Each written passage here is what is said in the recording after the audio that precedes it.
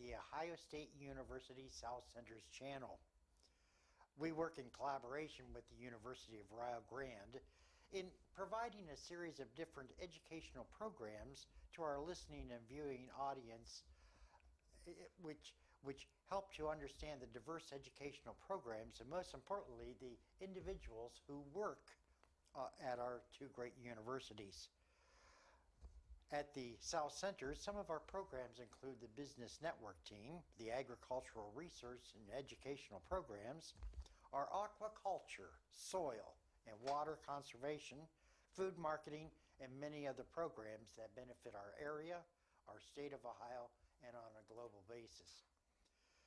As I said, we work in collaboration with our educational partner at the University of Rio Grande and Rio Grande Community College, providing a variety of different live educational TV as well as radio shows throughout that go throughout Southern Ohio, the state of Ohio, and on a global basis. We interview different guests from a number of businesses, organizations, persons in the educational programs themselves, either at the University of Rio Grande or at the Ohio State University and the South Centers. Behind the scenes is Dwayne Rigsby. Dwayne is our technology specialist at the Ohio State University South Centers. Also, many times behind the scene, as well as be involved in some of the hosts, is Mike Thompson. Mike is the Instructional Design and Media Services at the University of Rio Grande. I'm Patrick Dangle, and our other moderator is Kimberly Rausch, in which we provide a variety of different programs, and we set up our monthly shows to each week highlight different kinds of aspects that we think you as the listening and viewing audience would find relevant. This week we are going to be highlighting different cultures. We live in a shrinking world in which many different cultures, many different kinds of people, many different kinds of countries interplay and allow each of us to better understand that people are just people, regardless of the politics of the country, etc. Today, we're going to be talking about two different cultures.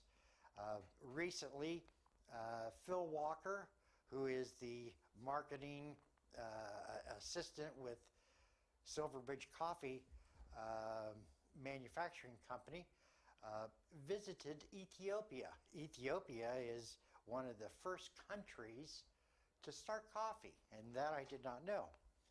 At 9:30, we're going to have Dr. Tom Worley, director of the South Centers, interview Govinda Coriella. Govinda is a full-time professor at the University of Rio Grande, in which he hails from Nepal. So we hope that you enjoy our two programs today. I'm going to ask Dwayne to start the program that we undertook with Phil last June. Welcome to Business Talk, presented in collaboration with the University of Rio Grande and the Ohio State University South Centers, from the heart of southeastern Ohio at the University of Rio Grande TV studio. Our goals are simple: promote the University of Rio Grande and the Ohio State University South Centers, as well as advocate local small business and their support organizations. More importantly, promote southeastern Ohio as a wonderful place to live, explore, and learn. There are many different ways you can find us. The University of Rio Grande Cable Access Channel 17, live online at blogtalkradio.com, and on YouTube if you are unable to catch our show live. Introducing our co-hosts, Jason Winters, Mike Thompson, Patrick Dangle. Thank you for tuning in. We hope you enjoy the show. Welcome back to our show. Today we have a unique guest that we've been trying to get on to our program for the last couple of months, and finally we were able to pin him down. You know, Jason, University of Rio Grande is an international school.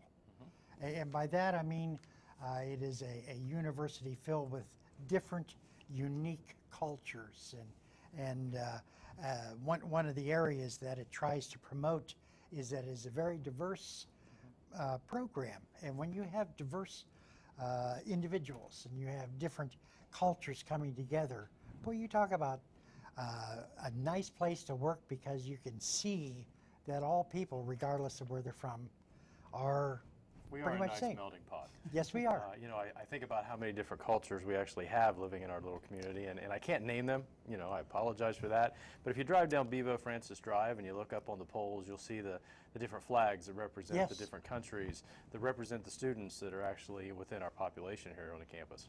Yes, and that's one of the reasons why I've always gravitated toward working with the university, is the fact that it is nice to see other cultures and to be educated on what it's like. And today we have Philip Walker. Philip Walker is the operations manager at the Silverbridge Coffee Company, and you've been there several times, and you enjoy their coffee. I do. And Jamaica Me Nuts is one of my favorites. You know, that's so appropriate for college professor, you know. That is true. And recently he had a chance to go to, of all places, Ethiopia. And who would have thought Ethiopia was the one of the cradles of starting coffee? I was actually surprised. When you actually told me what the topic was and what we were going to be discussing today, and that he'd been to Ethiopia, I thought, missionary trip? I know. You know, I wasn't thinking coffee at all. Well, it's just been a fascinating discussion that Mike and you and I and Philip have had. So allow me to welcome Philip Walker. Philip, it's really great to have you on our show. Well, thank you. Appreciate that. And I know that you have had a lot of different unique experiences, both in and outside the coffee shop, but feel free to tell us a little bit about yourself. Well, I'm actually trained as a minister. I was in the ministry for 25 years. And then here about 7-8 years ago, I remained in the ministry. I started roasting coffee at the house in a popcorn popper, which can be very dangerous, so don't start that on your own. The word fire always comes to mind. But I started roasting coffee. My wife enjoyed it. My youngest child was entering kindergarten, and my wife was thinking about entering back into the workforce, and we decided to start a coffee company. Now move forward several years, and I'd been in the ministry for 25 years or so, and I was kind of tired. I find myself, I'm one who takes the emotional load of people and leave it on myself, so I needed a break, and so she decided that she would actually hire me to help her, and I had been helping her all along. Now, did she make you go through an interview process? Yes. 7 years of it. And then, so I basically assumed some of the operations management, roasting. I make sure all the maintenance is taken care of. I help out with deliveries and make sure things run as smoothly as possible. And, you know, frankly, as a small business, I just follow her orders, so I do the best that I can. That's good advice all the way around.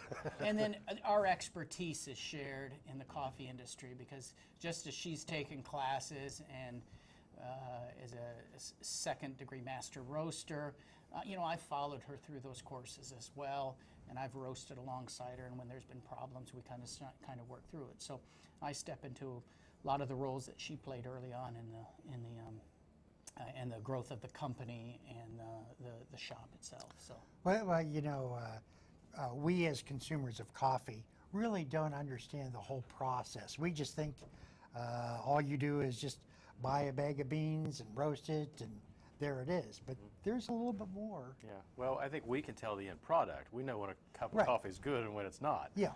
But so what makes up the difference between that bad cup of coffee and that good cup of coffee? What's the difference in your beans? A lot of it is the quality and sometimes the varietal of coffees. You know, you'll see on a label package it says Arabica. That is a better quality coffee bean for you know, for the high-end user. It has doesn't have the deeper bitterness that goes. Now, coffee is a bitter, period. You know, it has, but it has the Arabica coffees has more of a sweetness to it that we like. And then it is also in the area and the elevation that coffee is grown that some of the flavor profiles are set up. You know, there's a different flavor profile for the country of Sumatra. There's different flavors that come out of Ethiopia. Out of Colombia and South America, you have more chocolatey backgrounds to that coffee as you taste it. And so those are some of the things that play into the cup of coffee that comes on your table every morning or when you go to a coffee shop. So it's my understanding that for an educational purpose, you went to Ethiopia. Yes. Meeting with other world business leaders? Well, or business coffee buyers? One was, we had a mixed group. All of them were connected to the Specialty Coffee Association of America. That is, we call it the SCAA.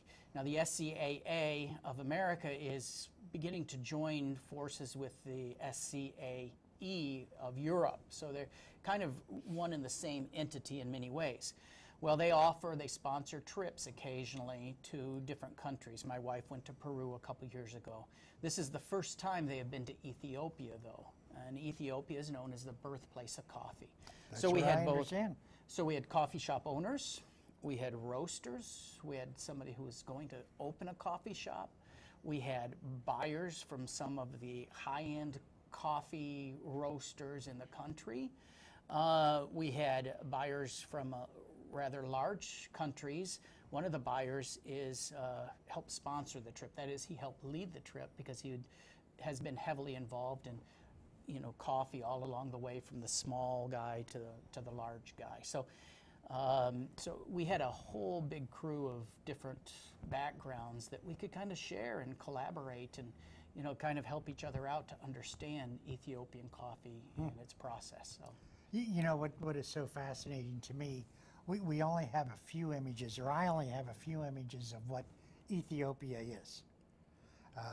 And unfortunately, it's been dependent upon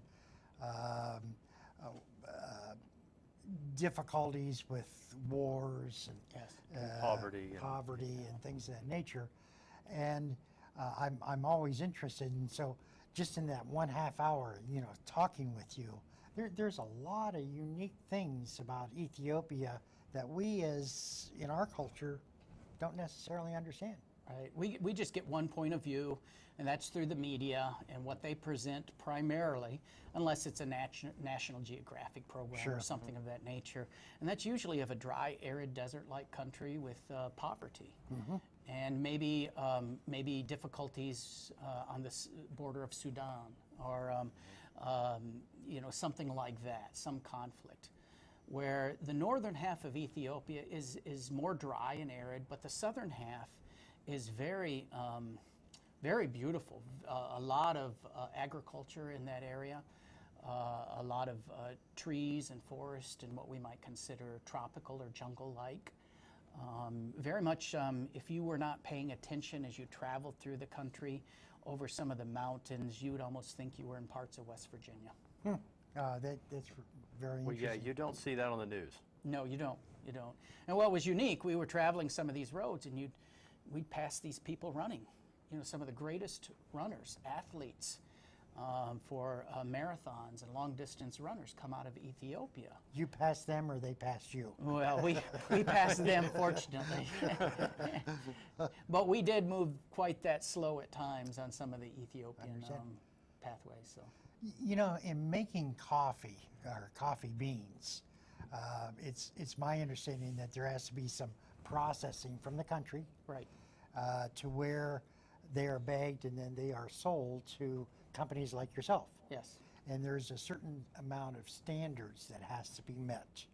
Right. And so when you went to Ethiopia, you were looking at their coffee beans, but also the process that they went through.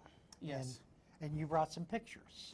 We do have some pictures, and you know, just as a quick summary is that, you know, the coffee is a cherry grown on a tree. It's picked off, and what we call the bean is actually the seed. And 2 seeds are in every coffee cherry, and then they have to go through the process of getting the pulp off of it, and then they collect it and put it in a bag, and then do we they import eat it. the pulp? It can be eaten, and they are beginning to experiment in different countries. And people are experimenting, entrepreneurs, what to do with that pulp, and they make it into juice and different things of that nature. But generally, it hasn't been known for. Although it is sweet, it tastes pretty good. Except you just got these big giant seeds in the middle of it, so it makes it tough. Perhaps Darius or Mike or Kivante can show the. Can we see the picture of the tree? Yeah, this is a typical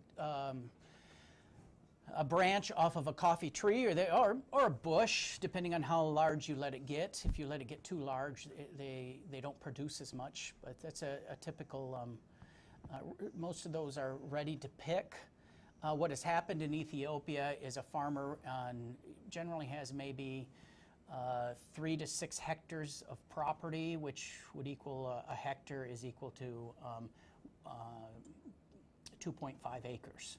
So maybe they have 6 to 10 acres of land, and they have just coffee trees or bushes growing on that piece of property, kind of wild-like. And then once a year they go through and they pick off all the red cherries, or they pick off, actually what they were doing, they were picking off all the cherries, whether they were ripe or not, and processing it. But what has taken place in Ethiopia over the last few years is that they've been trying to educate the farmer to pick the cherries that are ripe. And Now, if you can if we flip can back go just back- a little bit, If you go back to that one picture. the last picture of the cherries all laid out in a row, Yeah. you can see the different process. You can see the very young cherry just beginning to form, and then as you go over, you can see the bright or the red cherry, deep red, and then finally you have, that is a dried cherry. And then if you were to just take that ripe cherry and break it open and remove the mucilage, you'd see the 2 halves of that seed right there. That just falls down below that line of coffee cherry. So that gives you an idea of the growing process. The ideal position is when they're nice and red, is that's when you want to pick them. Sometimes they'll dry out on the vine and you want to take them and you don't want those. You want the nice red cherries that produce the most beautiful fruit.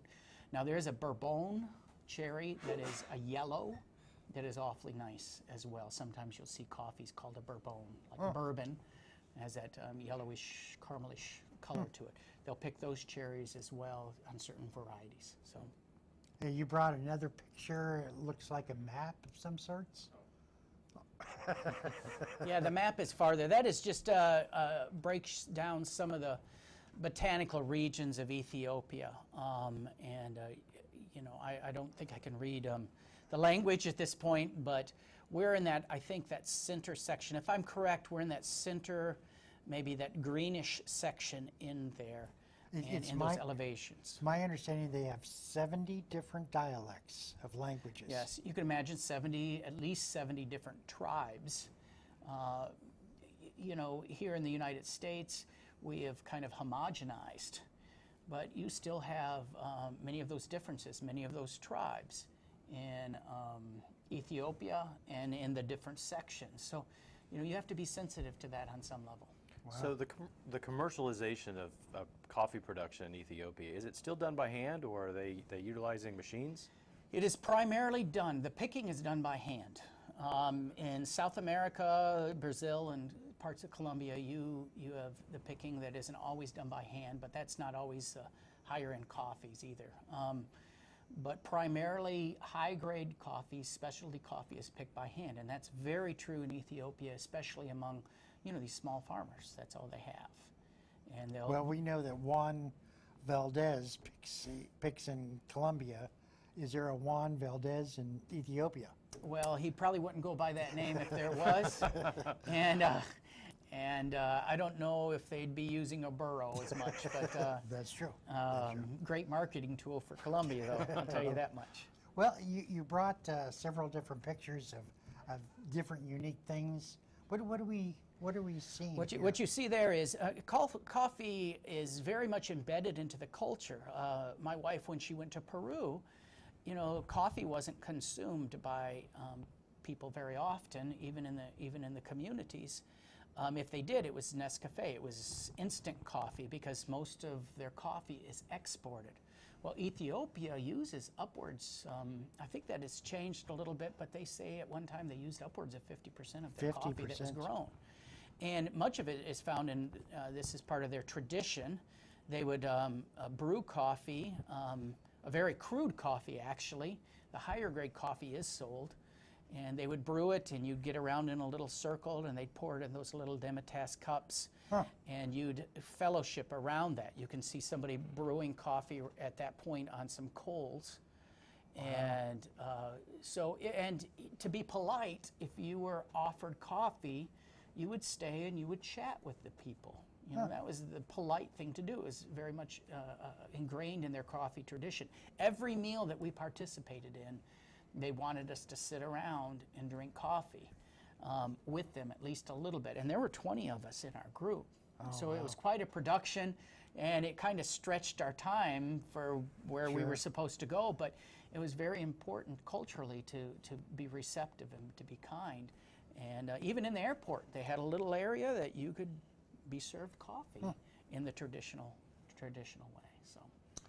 And this is a symbol of the exchange. Yeah, this is the ECX. The ECX is the Ethiopian Coffee Exchange.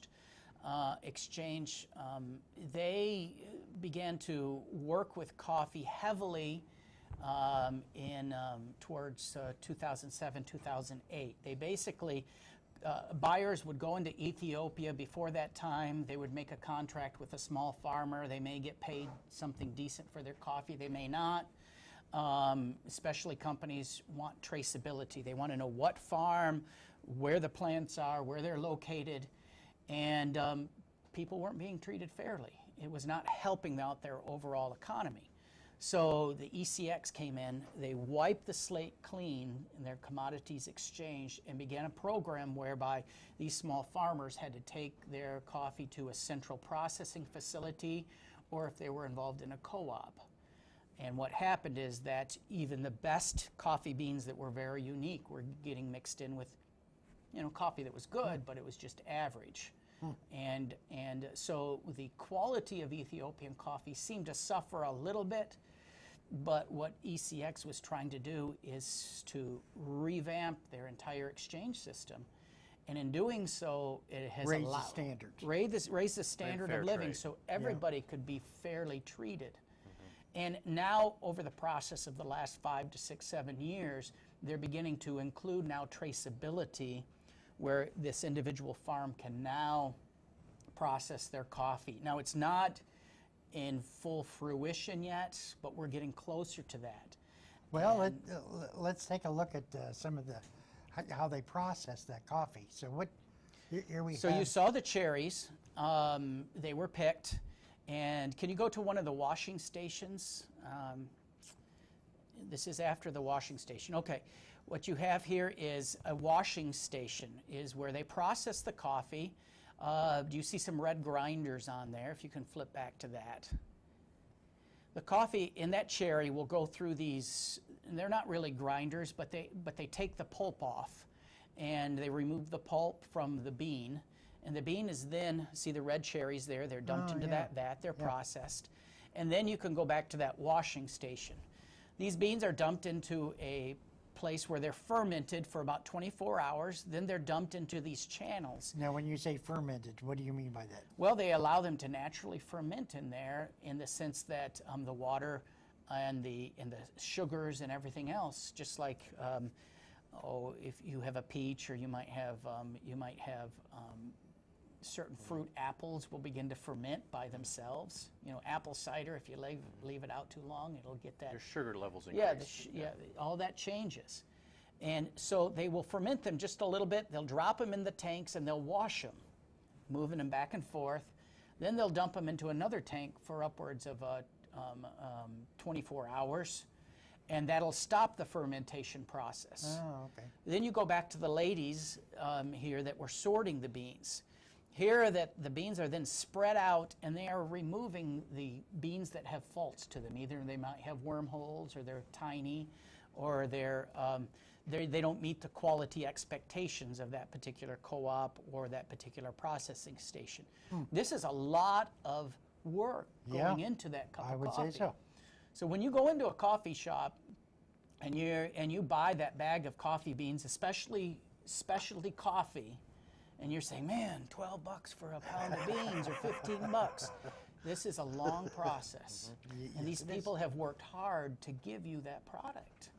And so that's why that was part of the education system that we're educated, we can pass that on to the consumer. Something else I noticed, those pictures you were showing, Yes. those are white beans.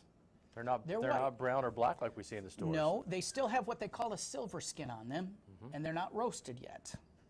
So the silver skin is something another skin that will be taken off in the processing before they put them in the bags, what we call green coffee beans.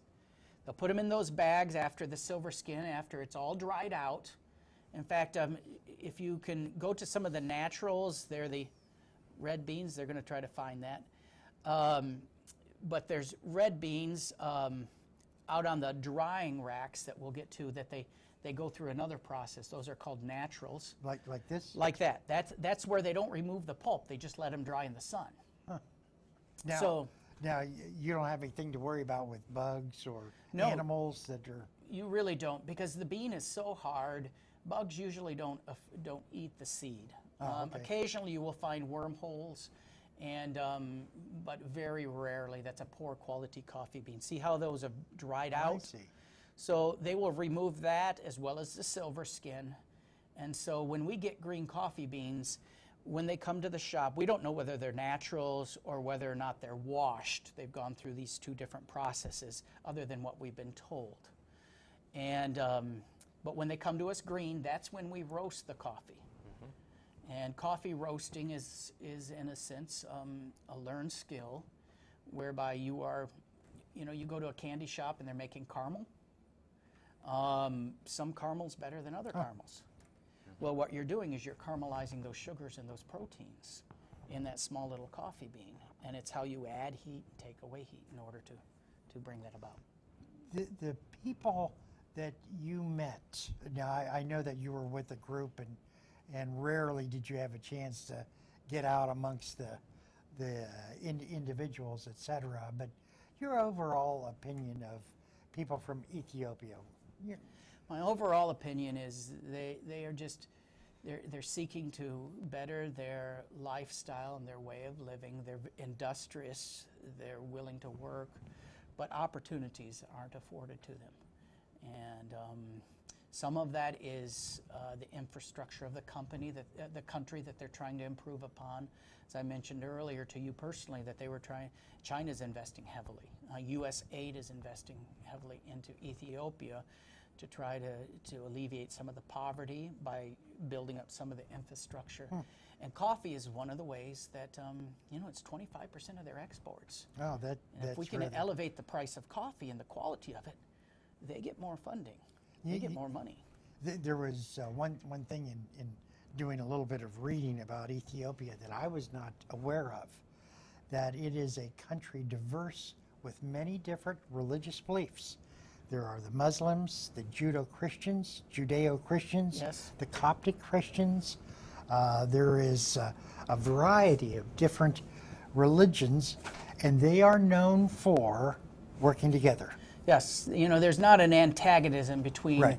the different Muslims and Christians have existed together for hundreds of years. Overall, in harmony, not because it's not an antagonism that goes back and forth. There's just a respect for, you have your opinion and we have our opinion. And they work very well together, except on the borders from pressure from other countries. Yeah, they're right on the border of Somalia. And Sudan, yes. And you see now outside pressures of Islam there creating problems. But overall in the country itself, it's beautiful. So. Well, we only have 1 or 2 more minutes. Are there some things you would wish we would have talked about? Now's your chance to. Now's my chance. It is unique. I guess Ethiopia, beautiful people, wonderful culture that we can enjoy. The food from Ethiopia is just incredible. The injera bread and their hospitality is just outstanding. They're beginning to emerge. They're still a third world country, very much so, but they're trying to emerge. Ethiopia is trying to become a gateway to Africa in many ways, their airlines and their industry and everything else. So, Well, I think it's great that other countries have recognized the potential. yes, And China, United States, and many of the other countries, et cetera. If we wanted to support Ethiopian coffee, how do we know whether we're buying Ethiopian coffee when we go to the store? well, I would generally, if it says Ethiopian coffee, generally from your higher end, there's not a lot of shadiness that goes on too much in the coffee industry. It can, especially if it's from Hawaii, and Kona coffees have some problems, Blue Mountain, Jamaican Blue Mountain coffees. But from Ethiopia, I haven't heard of any problems. But you could go to a high-end coffee shop and order coffee from places like that, buy a bag of coffee beans from a higher-end coffee shop that we know that is being fairly traded, or from Silverbridge Coffee. We use importers that are high quality, very ethical in the way that they treat the exporters and the farmers. They're very much concerned. Are you purchasing a lot of beans from Ethiopia? Yes, we purchase quite a few. It's not, because it's so expensive, we just primarily use it in blends as well as small quantities. So. Well, Philip, I want to thank you very much. We're speaking with Philip Walker. He's the operations manager at the Silverbridge Coffee Shop.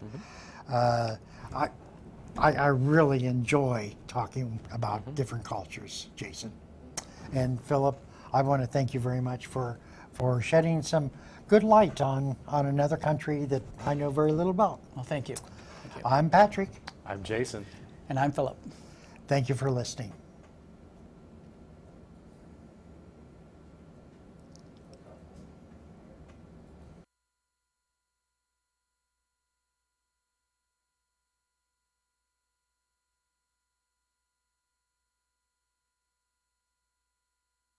We are highlighting during the first week of each month different kinds of cultures. We as individuals are dealing and meeting with many different individuals from different countries, different lands, different ways of thinking, etc. And our next guest is going to be talking about Nepal. Dr. Govinda Coriella is an economics professor at the University of Rio Grande, who is an author of at least 10 different books, 10 different news reports.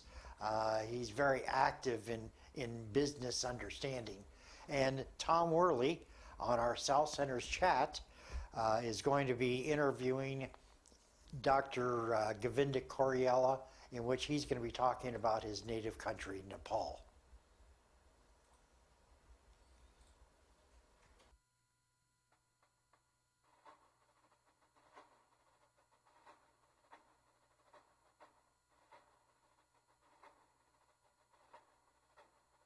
The Ohio State University College of Food, Agriculture, and Environmental Science is a driving force throughout rural Ohio, and in particular, its South Centers located in Piketon, Ohio. The South Centers provides research and educational formats in a number of areas, including horticulture, fruits and vegetables, soil and bioengineering, aquaculture, and business development services. Dr. Tom Worley, director of South Centers, hosts a monthly South Centers chat. Here's Tom. Good afternoon once again, and welcome to our South Centers chat for September. It's a pleasure to be back with you this afternoon, and we have a special guest from University of Rio Grande with us this afternoon, Dr. Govinda Coriella. And Dr. Coriella is an economics professor here at the University of Rio Grande, and has many courses that he teaches and commentary that he makes on events of the day, and I think it's very timely that we have him with us today. I think we're going to spend not the full time on economic questions because Govinda is a native of Nepal, and even though it was great big news, the really strong earthquake that hit over there, we're going to touch a little bit on that. But before we get into anything further, I want to welcome you this afternoon, Govinda, and share with us a little bit about your background in Nepal and how you came to America to study and are here at Rio Grande for a number of years. Thank you, Tom. Thank you very much. I'm Govinda Korla, yes.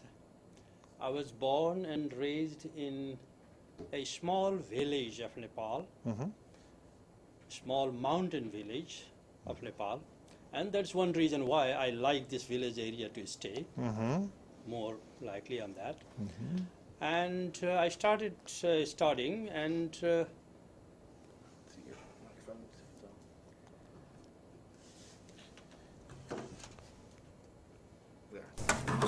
Oh, thank you. oh, thank you very much. You might just want to begin with the village that you were raised up in. Govinda. Okay. I was born and raised in a mountain area of Nepal. And I studied there, not only studied, actually, even at the age of 11, I started teaching at the primary school. I was a responsible teacher at the time. Wow. And actually, it will be coming out in my autobiography later on. But anyway, I studied there and went to college and universities. My background was science, actually, math and science, but later on, I converted to statistics first. Okay. I started teaching statistics to economics students over there in Kathmandu, in Tribhuvan University. And Kathmandu is the capital city of Nepal? It's the capital city of Nepal. And I got a chance to study in the United States with East West Center scholarship, and I went to Hawaii. Wow. It's a very good place, nice, enjoyable place. We would all agree with you on that. Yeah, and I finished my MBA work over there. Okay. I stayed there about 3 years, and then went back to Nepal again, and then I started teaching again. But later on, I thought, if I have a background in statistics, if I have a background in management, why don't I have a background in economics? And I started developing my interest in economics. So I came back to the United States for master's in Ohio University. I did master's over there, and then went to New York University for my PhD. Wow. And again, looking at the job, again, I was thinking to work somewhere, but I liked this place. I came back in 1996, and it is now almost 20 years. Wow, wow. 20 years teaching Right. at Rio Grande University and working over here. It's nice. That's a great story about, about myself. as a young man beginning to teach at 11 years old. Yeah, And that's even to true. this day, Govinda was sharing that he's teaching 5 different sections of courses here at the University of Rio Grande this very semester. And I think he mentioned that he's just taught a couple sections already today and now doing this program with us. So you can tell that he truly loves what he does, and I'm sure is, even though I've not had the pleasure of hearing him teach, very successful with his students.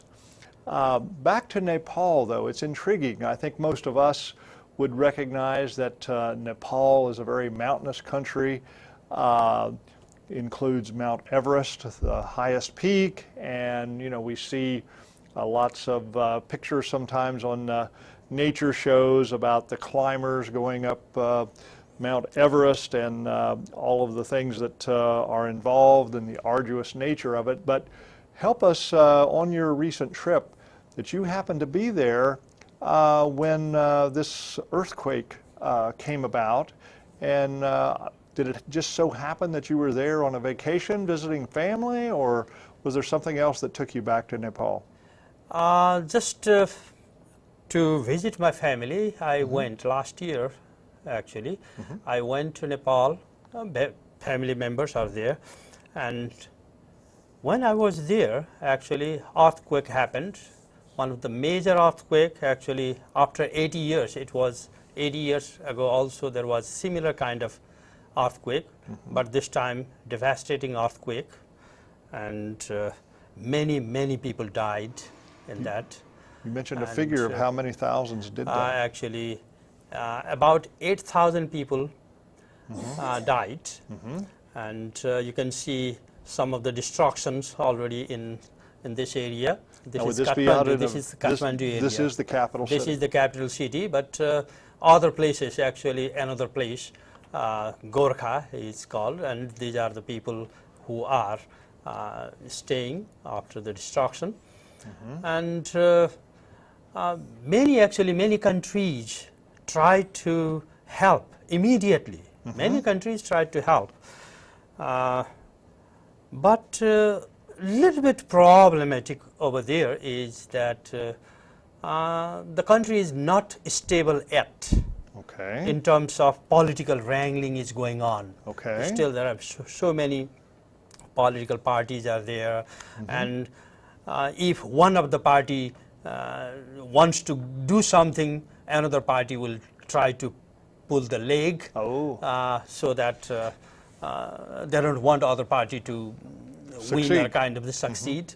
That way, people are not getting very much good impression about the party wrangling. But of course, this is simply the transition period. We were otherwise having monarchy earlier, but now it is completely a democratic country, and it was never. How recent is this democracy? Democracy started actually.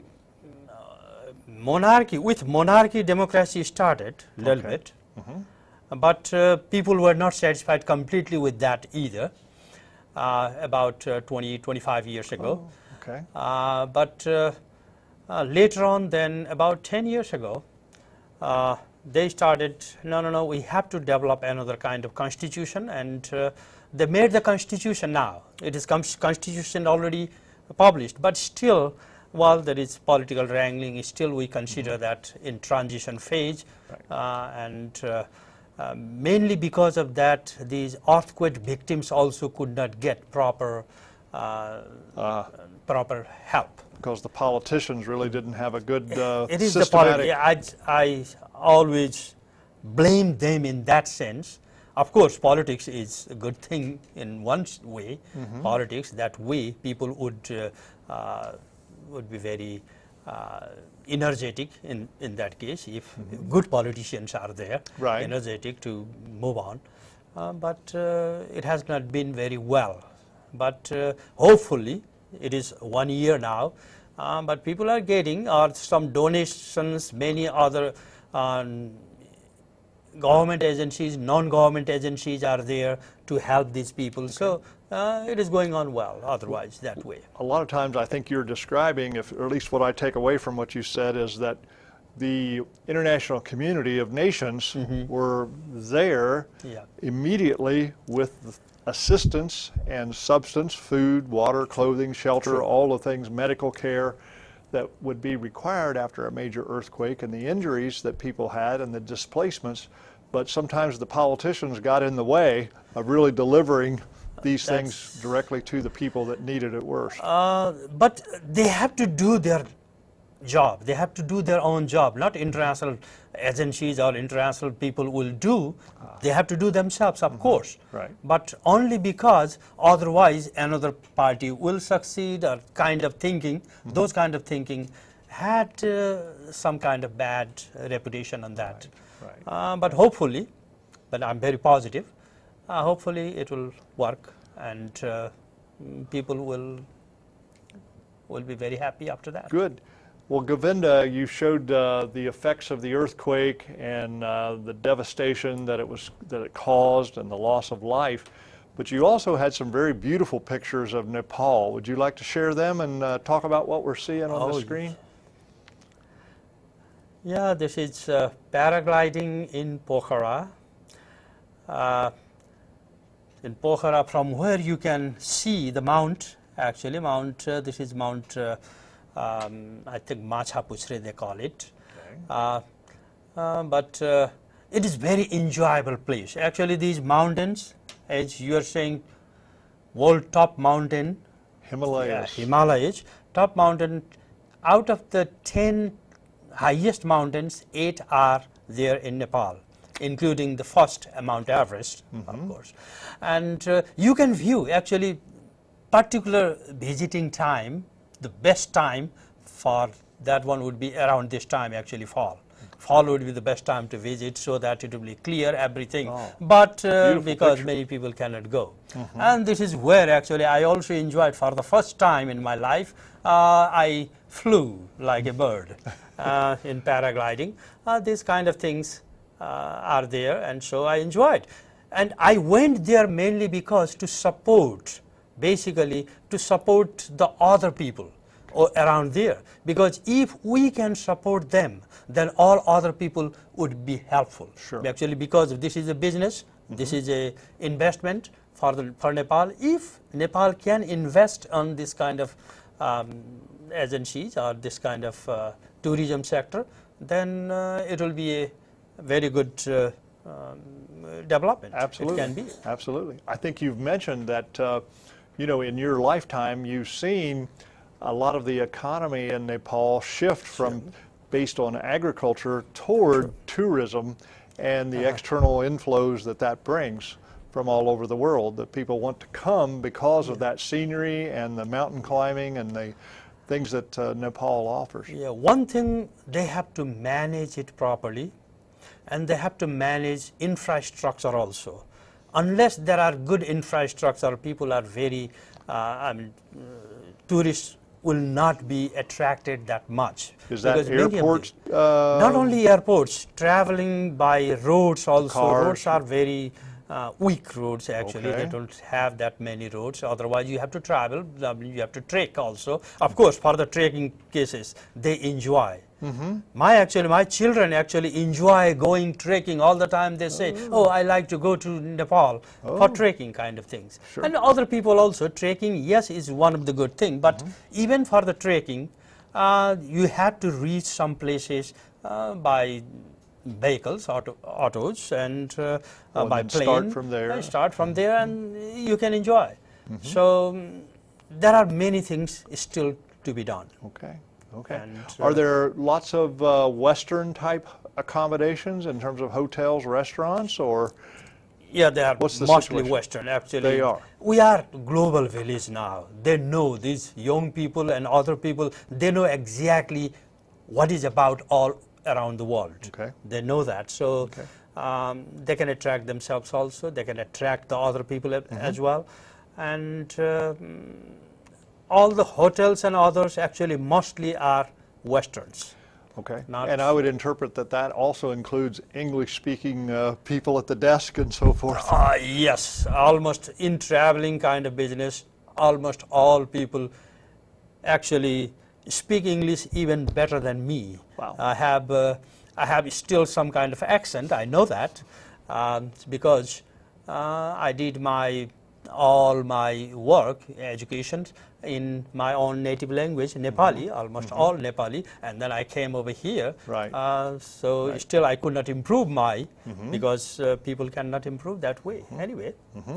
So Well, still we Nepal can. is a fascinating nation, and it's a pleasure to learn more Yeah, about of course. I want to invite you and all other people around this place also, so that you can help even those affected people from the earthquake. Yes, you can, Absolutely. indirectly Absolutely. or directly. Well, just a Actually little can help. side note, Yeah. a friend of yours, Yogi Rout, is one of our staff members over at OSU Piketon, at the South Centers that works in our soil and water program, and I know Yogi was very, very concerned with the news of the earthquake, Yeah. and put out a solicitation, for support and donations from our staff, and I think he did get a good response and was able to forward something over to help out in a small way anyway. And I think you're exactly on target that many people, once you see the kind of pictures that you were just showing, it's a very interesting place, and fascinating that our world has shrunk to a global village, and who knows, maybe one day some will get to visit over there. And especially I think that in terms of the tourism and even the kind of things that you were doing with the paragliding, really about experience and in terms of travels and so forth. And you mentioned trekking. I think there's a lot of renewed interest in walking and trying to be healthy, and when you turn that into a trek in a foreign country, that's really that will quite, be very helpful, and interesting. people are very, very helpful and very friendly around there. Once any person who goes to Nepal once, they always like to go again and again, mainly because of the friendliness of the people. Absolutely. Just like around here in this area also, like the family are together. Okay. They are also want to be together with Right. each other, and that's in this area. That's one reason why. Later on, I may want to talk about that one also. Why in this area, this unemployment rate is a little bit more higher than the other area, even in Ohio.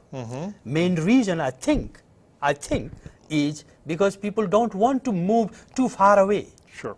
Too far away, they want to be with their family, Right. family and friends. Right. And it is good, actually, Right. good thing. That's what I like most.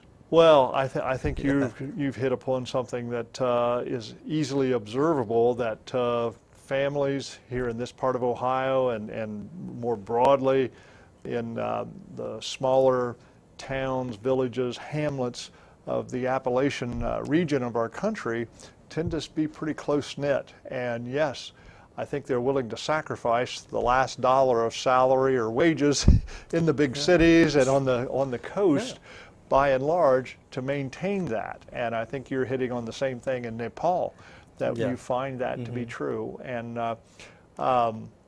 it's just a matter of people's preferences playing out. And as economists, I think we can understand that preferences play into our decisions in a very big way. That's one of the basic tenets that we start with, that everything is based on the consumer's preference or the individual preference. And that's why a capitalist economy allows people to express those preferences.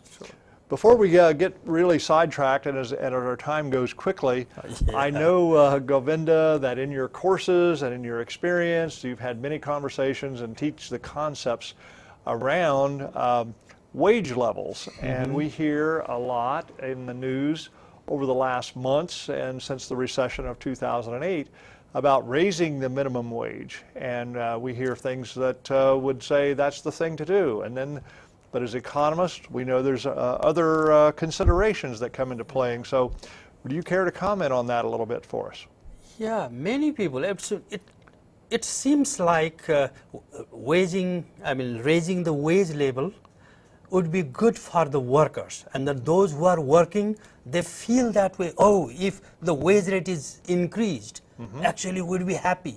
Many people have that kind of, some kind of deception on that one, because increase in wage, okay, that's fine, but who will be hiring those people? They will actually like to hire less people. When wage rate increases, businesses are for the profit, to make profit. Right. And if they have to pay a lot higher amount, will they be hiring? Unless these people would be working more and giving more efficiency, of course, but it will not be. Then they will try to replace these workers by automation, more kind of automation. That means you will create more unemployment in that case. Those people who are seeking for higher wage rate, they will be higher wage rate, they will be actually getting zero wage because they will be laid off. Lose off to They will be laid off. And other thing, if the wage rate will be higher, then businesses also, oh, why do I then start producing over here? Why don't I go to some other countries? I take my business to other countries and then bring them back, bring over there. That means you are helping the other countries to increase the wage. I mean, increase the wage and increase the employment over there, not here then. And that is the one main reason people don't understand. Those people who are seeking for higher wage, they are the ones who would not be getting. Those who have already experience, who have already talent, they will be already getting some higher wage. Yeah. They already. So what counsel would you give someone who is maybe young and maybe doesn't have a lot of work experience or skills built up, yeah. that say is having to go and that first job is maybe just at our current minimum wage, which I think is somewhere just above $8 per hour. What counsel would you give that type person? Well, for that person, well, try to work, even if it is minimum, it is a law required, then improve yourself for that particular job. Okay. However you can. That basically means to improve the skill, then you have to go to education. You have to have the education training kind of things. Higher education always means higher wage. In general, if I have read somewhere around this area, average wage, yearly wage for non high school graduates, under high school graduates get less than 30,000. Okay. And high school graduates but not college finished, little bit somewhere, will get about 33,000 or something. But those who are graduate, they get about 50,000 on an average. Okay. So it helps them a lot. That means improve yourself. Okay. You have to improve a lot. I think you would also recognize that we're a little bit biased, you and I, toward education and higher education. I think that's a valid point. I think that some people look at it today, young people, and say, but that comes with great cost, perhaps, in terms of if I have to finance it with student loans. Do you think that, or at least I would only submit that from what we hear in our work with businesses in the region, that really a person that will show up every day on time and be open to leadership and open to the idea of learning new skills on the job has a great chance of succeeding and moving toward a higher wage position. And that if it's not within that very same company, but if they do that well, they can succeed at the next level and progress in that way as well. Yeah, that's always true. Actually, not only that, actually, I suggest even you don't have to target to the very expensive colleges, expensive universities. You don't have to. They also teach exactly the same thing, but you have to be serious. Yes. Students have to be serious. We teach exactly the same thing. Community colleges or the other colleges, state colleges, will give the same education. So you don't have to focus on that kind of things. Sure, sure. That's a So- good point too. That's a good point too. Well, I think that we have just about enough time that if you care to, another topic that is near and dear to folks is the changes in gas prices. And we see these go up very high in the last 5 years or so, and then we had some that we were buying some gas for less than $2 a gallon. What's going on with gas prices?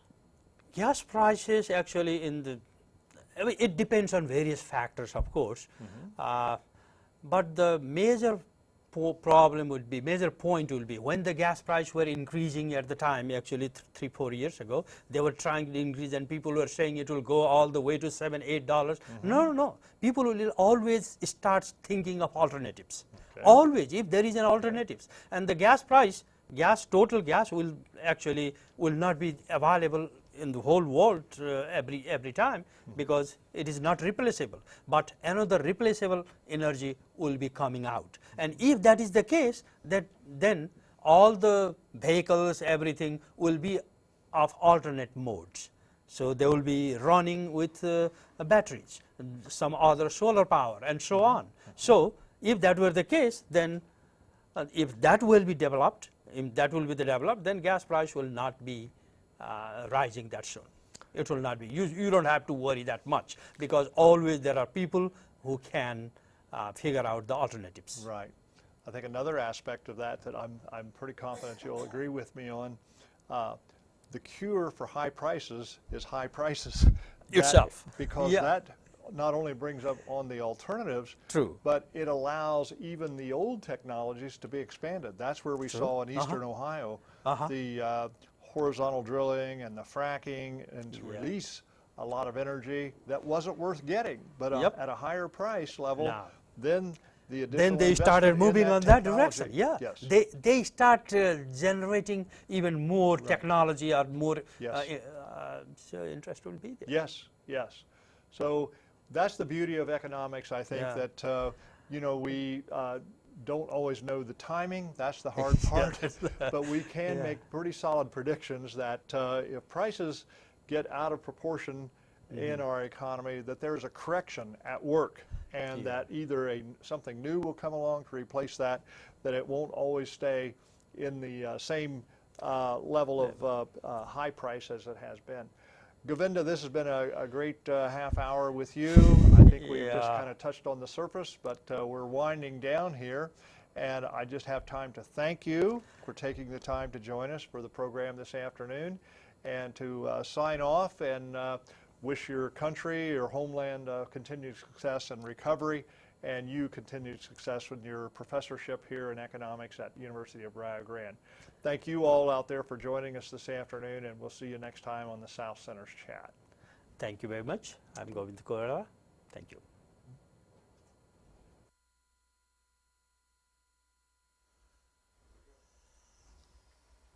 Hey, welcome back. I want to thank everyone for making our video and live streaming programs available to the public. First of all, to Dwayne Rigsby, who's behind the scenes, who is making us look presentable, even though his lighting is still making my hair too light. I want to thank Mike Thompson, Instructional Design and Media Services at the University of Rio Grande, for his time and effort in making our videos available. You can find most of our videos by going on YouTube and looking at Rio Grande Cable Access or South Centers, the Ohio State University South Centers. We are making these videos available to you to help inform the listening audience of a variety of different educational programs. Next week, we're going to be talking about, because it's our theme, agriculture, next week we're going to be talking about honeybees. Kevin Dangle is an entrepreneur and a musical teacher at Gahanna High School, and his hobby and his passion has been honeybees. We also have Dr. Dan Remley, who's going to be talking about food nutrition, diabetes, and how we can maintain a quality, healthy lifestyle. 2 weeks from now, our program, we're going to be discussing common sense with the Ohio Valley Bank. Both Brad Babst and Ryan Mapes are going to be interviewing Chris Preston. And then one of my favorite has been Tech Talk, in which we talk about Bitcoins and the technology. Dwayne Rigsby, Kingsley Meyer, and Mike Thompson take a really good in-depth look at that international monetary. So we hope you continue to be focused on our programs. We start every Thursday at 9 o'clock, and we try to provide educational information that you can use in your daily lives. I'm Patrick, and for all of us here at Ohio State University South Centers, thank you for listening.